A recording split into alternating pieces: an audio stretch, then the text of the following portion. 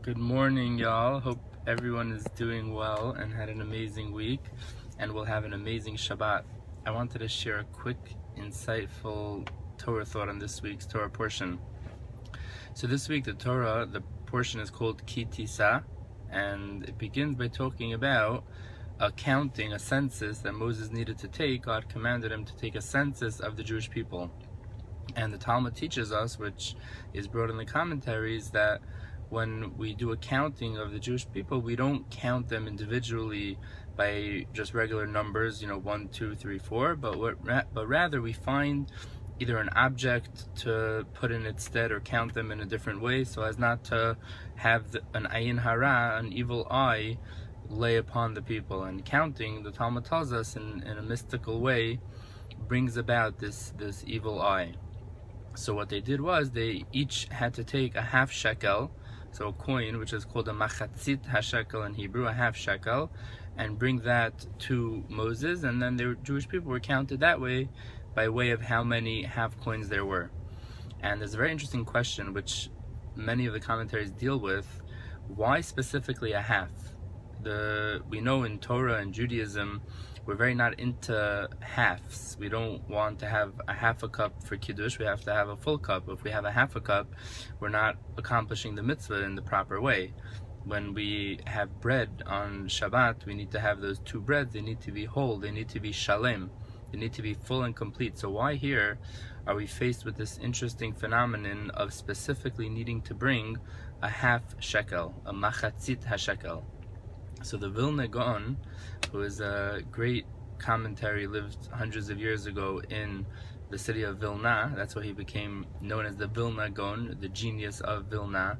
So he says an amazing answer. He says you have to look at the letters, the Hebrew letters of the word machatzit.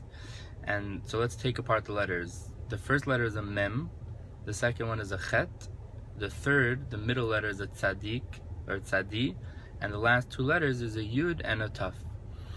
Mem and taf, which are the two outer letters of this word, make up together, when you put them together, they make up the word met.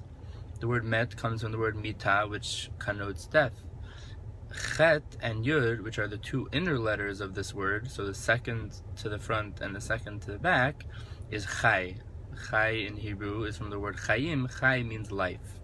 So the two outer letters of the word machatzit make up met, the two inner letters make up chai, and the innermost letter, which is the only letter left in the word, is the tzadik, which represents, so the Vilna Gaon tells us that what it represents is tzedakah. And we know, the Talmud tells us, tzedakah tatzil mimavet. Tzedakah saves a person from death. And on Rosh Hashanah, in the High Holy Days, we pray, and one of the things we talk about is prayer and giving charity, because giving charity really helps a person stay away from an evil decree and get closer to life. So his answer is that if you take apart this whole word, you see that the tzaddik, which represents tzedakah, is in the middle of the word. Right next to it is the letters chai, making up the word life, and on the outer part of it is the word met, making up the word mita. And he explains this idea that tzedakah brings a person much closer to life and keeps him further away from the opposite of that. I was thinking an added feature in here is, we all know that the word tzaddik, which definitely represents tzedakah, charity, it also represents righteousness. A righteous person is called a tzaddik.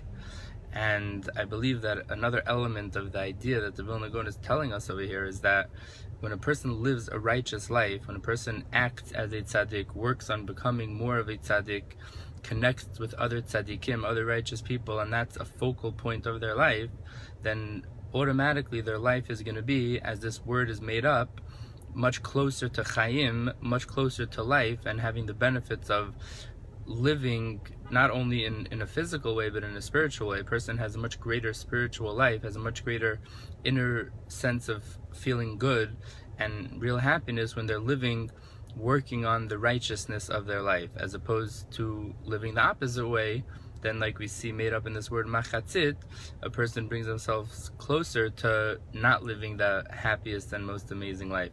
We should all be zocheh, we should all merit to grow and work on becoming more and more righteous and living a very happy and fulfilling spiritual and physical life. Have a great Shabbat, y'all.